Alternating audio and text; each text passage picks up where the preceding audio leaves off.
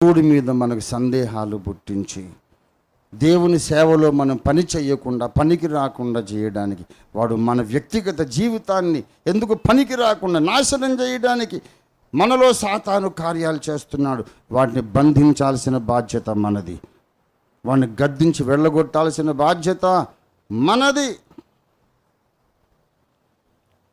క్రైస్తవ సమాజం అంతటిని బలహీనపరచడానికి, విభజించడానికి వాడు ఎన్నో కార్యాలు చేస్తున్నాడు.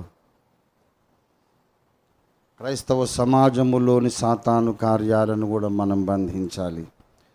మన దేశములో నానాటికి పెచ్చుమీరుతున్న మతోన్మాద పెనుభూతాన్ని బంధించడానికి మనం పూనుకోవాలి. పాపం వాళ్ళు అమాయకులే, మతోన్మాదులు కూడా అమాయకులేనండి. వాళ్ళు విక్టిమ్స్ అండి. వాళ్ళకి తెలియదు పాపం, అదేదో సత్యం గొప్ప సంగతి అనుకుంటున్నారు. వాళ్ళకి తెలియదు. దేవుడు వాళ్ళ కళ్ళు తెరిస్తే తప్ప ఎంత పొరపాట్లో ఉన్నారో వాళ్ళకి అర్థం కాదు. మనం వాళ్ళతో దెబ్బలాడితే కళ్ళు తెరుచుకోవు, వాదిస్తే వాళ్ళ కళ్ళు తెరుచుకోవు. మనం ప్రార్థిస్తే పరిశుద్ధాత్మ దిగి వస్తే వాళ్ళ కళ్ళు తెరవబడతాయి. దేవునికి స్తోత్రం కలుగునుగాక. దుష్టుడు చేసిన కార్యాలను భస్మం చేయడానికి దేవుడు తన కార్యాన్ని జరిగించాలి. అందుకు దేవుణ్ణి దింపాలి. దేవుడు దిగి రావడానికి మనం ప్రార్థన చేయాలి. ఇదొక special call from the lord. వాడి పని వాడు చేసుకుపోతూ ఉన్నాడు. వ్యక్తిగతంగా మనల్ని బలహీనపరిచి, సంఘాన్ని బలహీనపరిచి, దేశంలో క్రీస్తు పట్ల అపార్థాలు సృష్టించి వాడి పని ముమ్మరంగా చేసుకుంటున్నాడు. క్రైస్తవులు ఏం చేస్తున్నారు? దుష్టుడు చేస్తున్న పనులను గుర్తుబట్టి ఎక్కడికక్కడ బంధించి, గద్దించి, పరిశుద్ధాత్మ దేవుడిచ్చే శక్తితో తొక్కేయాలి. ఎవరిని? సాతానును. మన సాటి మనుషుల మీద కాదు మన యుద్ధం. మతోన్మాదుల మీద మన యుద్ధం కానే కాదు, కాకూడదు. మతోన్మాదులను అలా మభ్యపెడుతున్న దుష్ట శక్తి మీద మన యుద్ధం చేయాలి. దేవునికి స్తోత్రం కలుగునుగాక. హల్లెలూయా. ఈ గురితో మనం ప్రత్యేక ప్రార్థన కూటాలు నిర్వహించాలి. నేను పిలుపునిస్తాను. దేశంలో అనేక మంది అమాయకులైన యువతీ యువకులను మతోన్మాదులుగా తయారు చేస్తున్న చీకటి శక్తులను బంధించేద్దాం. రండి అన్నలారా, తమ్ములారా, రండి అక్క చెల్లెలు, రండి ప్రార్థన చేద్దాం. మనం ఒక ప్రత్యేక ఉపవాస ప్రార్థన కూటం పెడదాం. మన దేశాన్ని మతోన్మాదపు కబంధ హస్తాల నుంచి విడిపించాలి. పరిశుద్ధాత్మ దేవుడు దిగి రావాలి. ప్రార్థన చేద్దాం. నేను పిలుపునిస్తే ఓఫీర్ గారు పిలుస్తున్నాడు కాబట్టి మనం వెళ్ళొద్దు. నువ్వేమో పిలుపు ఇవ్వకపోతివి, నేను పిలిస్తేనేమో నువ్వు ఆయన కాబట్టి రావద్దంటే ఇది దుష్టుడు చేసిన కార్యం కాదు. మతోన్మాదము దుష్టుడు చేసిన ఒక కార్యం. దాన్ని బంధిస్తామంటే ఇవ్వండి రానిగిపోవడం దుష్టుడు చేసిన ఇంకో కార్యం. కాబట్టి ఇప్పుడు ఏం చేద్దామంటే మనమైనా ప్రార్థన చేద్దాం. భావ సారూప్యత కలిగిన వారు, అవగాహన కలిగిన వారు, ఈ భయంకరమైనటువంటి ప్రమాదకరమైన సిచ్యువేషన్ గ్రహించిన వాళ్ళు అందరము ప్రార్థన చేద్దాము. ప్రత్యేక ప్రార్థనలు మనం నడిపించాలండి. నడుస్తూనే ఉండాలి ప్రార్థనలు ఆగకుండా. ఒక ప్రేయర్ టవర్ ఉండాలి. నా కళ, నా జీవితంలో నా కళ ఏంటంటే ఏనాటికైనా నేను ప్రైమ్ మినిస్టర్ కావాలని కాదు. నేను ఇప్పటిదాకా ఇక్కడ కాంటెస్ట్ కూడా చేయలేదు కదా. ఒక ఎమ్మెల్యే, ఒక ఎంపీ, ఒక ప్రైమ్ మినిస్టర్ అంటే అది నా స్థాయికి అది చాలా తక్కువ, చాలా మెట్లు దిగొచ్చినట్టు. నాకు ఇష్టం లేదు. మీరందరూ ఎమ్మెల్యేలు, ఎంపీలు, పిఎం కండి. నా కళ ఏంటంటే రాత్రింబగళ్ళు విజ్ఞాపన చేసే మేడగది ప్రార్థనా గుంపు ఒక దాన్ని నిర్మాణం చేయాలి. అదే నా కళ. చాలు, అది నేను చేయగలిగితే నా బ్రతుకు, నా జన్మ సార్థకమైనట్లే. అంతకన్నా నాకు ఇంకేం అక్కర్లే. విశ్వసింహాసనం ఎక్కినంత విలువ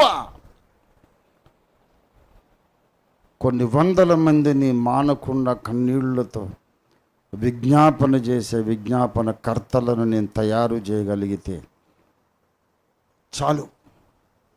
విశ్వసింహాసనం ఎక్కినంత విలువ నాకు.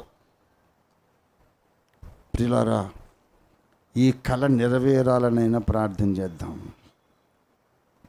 దుష్టుడు అడ్డుకుంటా ఉన్నాడు, రావలసిన డబ్బులు రావట్లేదు, ఇదిగో వచ్చినట్టే వచ్చి వెనక్కి వెళ్ళిపోతున్నాడు. ఎందుకు తెలుసా? ఇది దుష్టుని కార్యం. డబ్బులు రానివ్వడు, ఒక మందిరం కట్టనివ్వడు, ఒక టవర్ కట్టనివ్వడు. పుస్తకం రాద్దామని కూర్చున్నాను, భయంకరమైన దాడి నా మీద. He is very active, but we are not active. That is the problem. దేవుని కార్యాలన్నిటిని అడ్డగించడానికి, ఆటంకపరచడానికి వాడు చాలా యాక్టివ్గా ఉన్నాడు, వాడు చాలా చురుగ్గా పనిచేస్తున్నాడు. కానీ సత్య సంబంధులే కొంచెం మందగిలిపోయినారు. సత్య సంబంధులే అంత చురుగ్గా లేరు.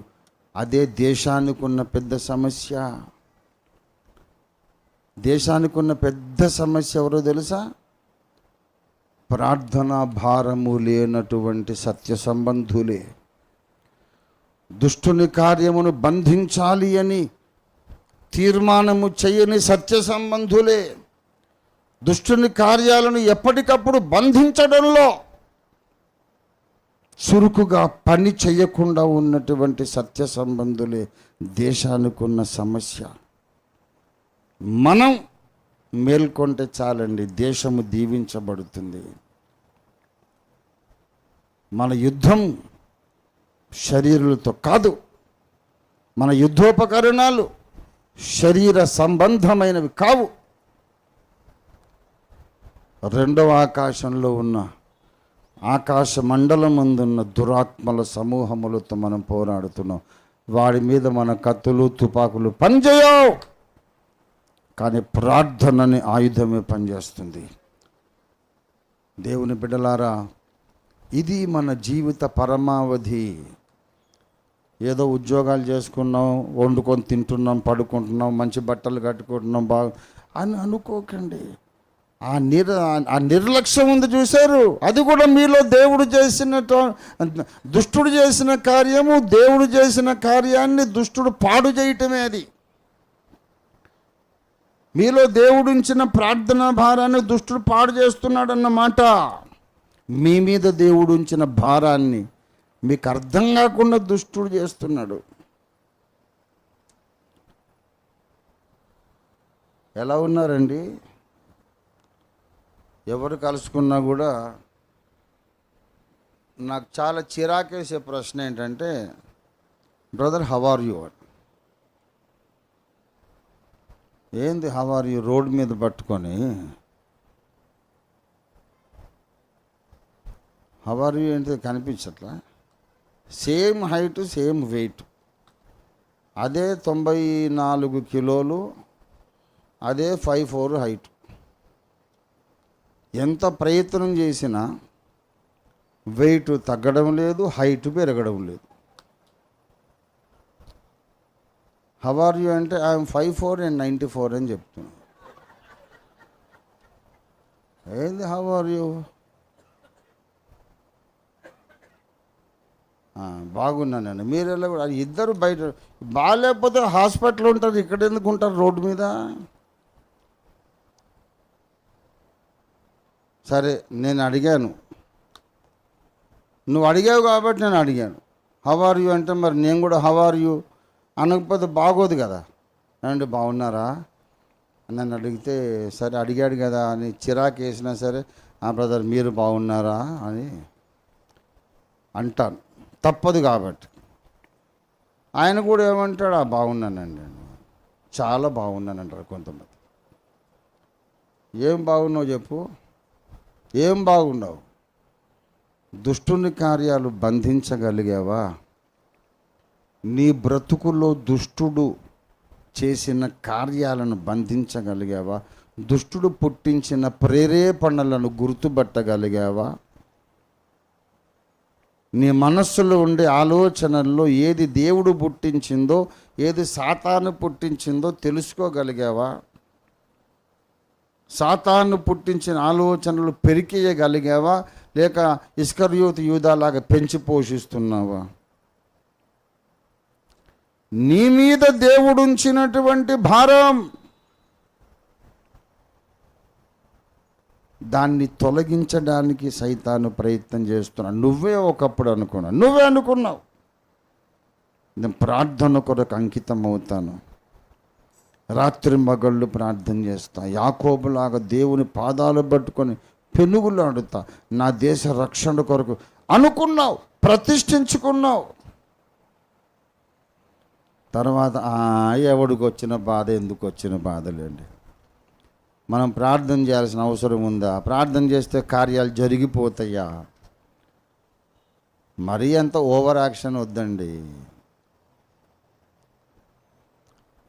లోకరక్షణ అంతా మన మీద ఆధారపడి లేదు, అది ఆయన చేసుకుంటాడు పెద్ద ఆయన. మనం టేక్ ఇట్ ఈజీ అండి అనే మైండ్ వచ్చింది చూశారు. డైరెక్ట్గా వాడు సైతాను నిన్ను కొట్టిన దెబ్బ నీకు అర్థం కావట్లేదు. సైతాను కొట్టిన దెబ్బకు నువ్వు మొత్తం చెడిపోయావు అంతే. నేను మర్డర్ చేసిన దానికంటే పెద్ద దెబ్బ ఇది. యాక్సిడెంట్ అయి నువ్వు చచ్చిపోయిన దానికంటే ఇది పెద్ద దెబ్బ. కొంతమందికి ఏమో రోడ్ యాక్సిడెంట్ అయి చచ్చిపోతారు, మరి కొంతమందికి ఆధ్యాత్మిక రోడ్ యాక్సిడెంట్ అయి వారి ప్రార్థన జీవితం చచ్చిపోతుంది. ప్రార్థన భారం చల్లారిపోతుంది. More dangerous than road accident. దేవుని కార్యాలు తక్కువ కనబడుతున్నాయి, సాతాను కార్యాలు ఎక్కువ కనబడుతున్నాయి. పర్వాలేదులే, వ్యభిచారం చేసేద్దాం. దేవుడు దావీదుని క్షమించలేదా? నన్ను కూడా క్షమిస్తాడు. చేసినా పర్లేదని మనకు ధైర్యం ఇవ్వడానికి, కాకపోతే దావీదు కథ ఎందుకు రాశాడండి? ఆయన అప్పుడప్పుడు నీకు పిచ్చి తలంపులు వస్తాయి, అది సాతాను చేసిన కార్యం. నాకు తెలుసు. దావీదు కథ చదివి పర్వాలేదు నేను చేయొచ్చు అనుకొని ధైర్యం తెచ్చుకొని అవతల మనిషిని కన్విన్స్ చేసి గుట్టు చప్పుడు కాకుండా పాపం చేసేసి భక్తులుగా చలామణి అయిపోతున్న వాళ్ళు ప్రపంచ క్రైస్తవ సమాజంలో చాలామంది ఉన్నారు. చాలా రోజుల కిందట ఒక అమ్మాయిని అడిగాను నేను, నీకు నీ బుద్ధి ఎందుకు ఏమైపోయిందమ్మా? నీ బుద్ధి గడ్డి తిన్నదా? తప్పని తెలీదా? ఎలా ఒప్పుకున్నావు, ఎలా నువ్వు సహకరించావని అడిగితే, నేను వ్యతిరేకించానండి, కానీ ఏం కాదు, దేవుడు దావీదును క్షమించాడు కదా అని నన్ను కన్ఫ్యూజ్ చేసేసాడండి అని చెప్పింది. ఇది దాదాపు 25 సంవత్సరాల క్రితం సంభాషణ నేను చెప్తున్నా. ఇప్పుడు జరుగుతున్న ఎవరిని ఎవరు రిలేట్ చేసుకోకండి. This is something happened 25 years back. నీకు దావీదు కథ అలాగ అర్థమైందిరా నీకు? ఏం పర్లేదు చేయమనే. ప్రియులారా, ఈలాగు దేవుని కార్యాలను పాడు చేసే దుష్టుని కార్యాలు ఎన్నో జరుగుతున్నాయి. బ్రతుకులు పాడు చేసి, సంఘాలను పాడు చేసి, కుటుంబాలను పాడు చేసి, అన్నిటిని పాడు చేయడమే వాడి పనే. లయకర్త. వాడి పేరే ఏమిటి? లయకర్త. లయకర్త నీ మీదికి వచ్చుచున్నాడు. నహూము 2:1 లయకర్త నీ మీదికి వచ్చుచున్నాడు. నాశనము చెయ్యవాడు, వాడి పేరే అది. వాడు నాశనం కాకుండా ఇంకా మంచి పని ఏం చేస్తాడు?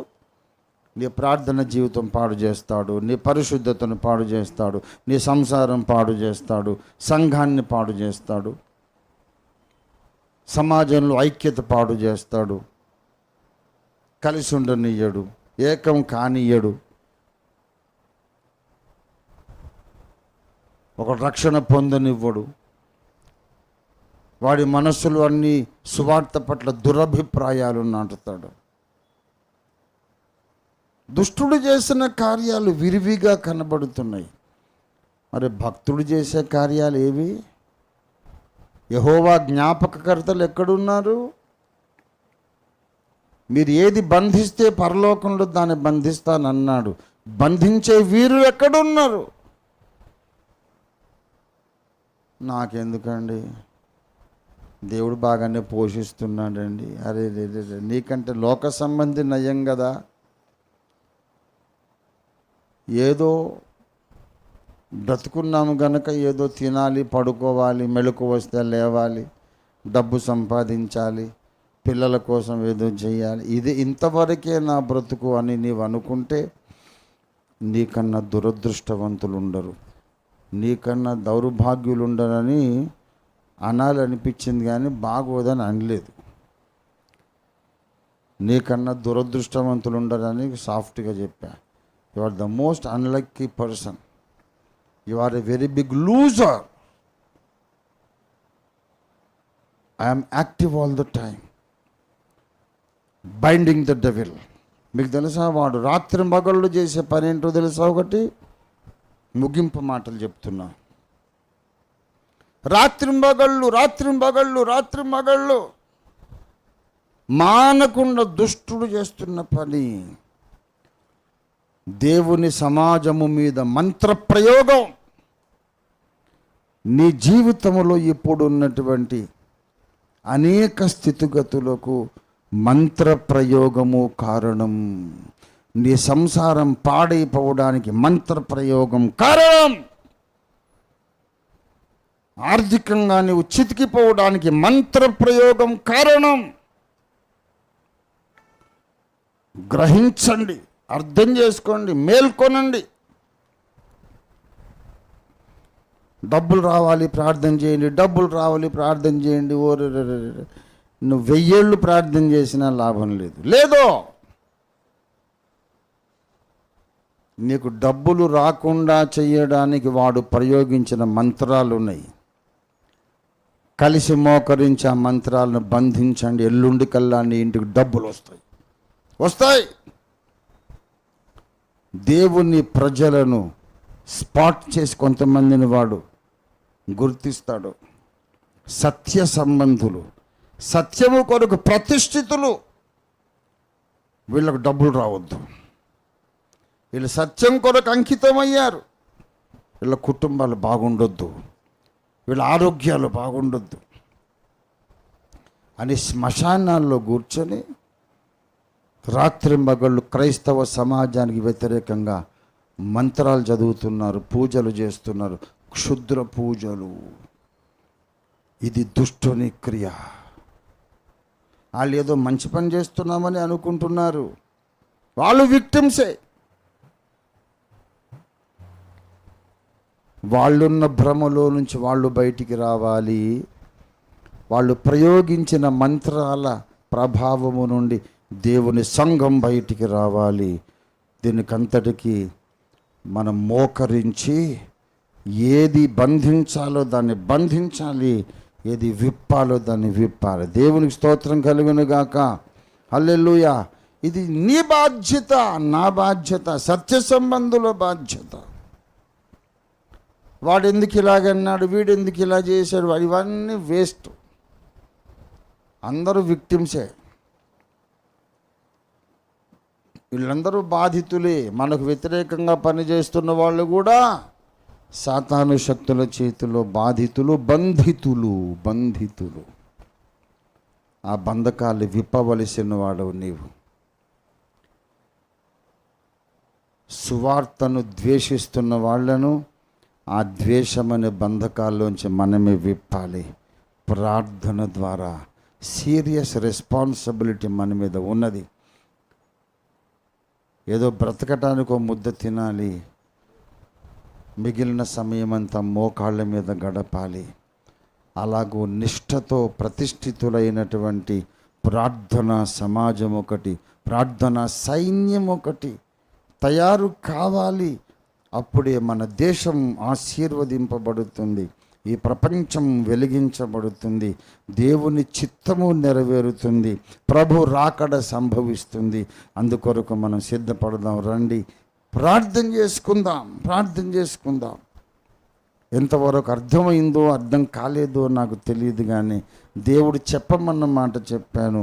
ఇంటికి వెళ్ళి ప్రార్థన చేయండి. ఏంటి ప్రభువా నీ దాసుని భారం? ఏం జరుగుతోంది? నాలో దుష్టుని కార్యం ఏంటి? సంఘములో దుష్టుని కార్యం ఏంటి? సమాజములో దుష్టుని కార్యం ఏంటి?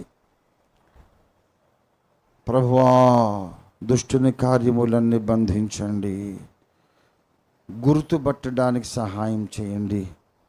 పొలములో దుష్టుని కార్యం, దేవుని ఇంటిలో దుష్టుని కార్యం, నా హృదయములో దుష్టుని కార్యం, నా ఆలోచన విధానములో దుష్టుని కార్యం, వీటన్నిటిని పెరికివేయి తండ్రి, కాల్చివేయి తండ్రి. నన్ను విముక్తుని చేయండి ప్రభువా, నన్ను పరిశుద్ధపరచండి.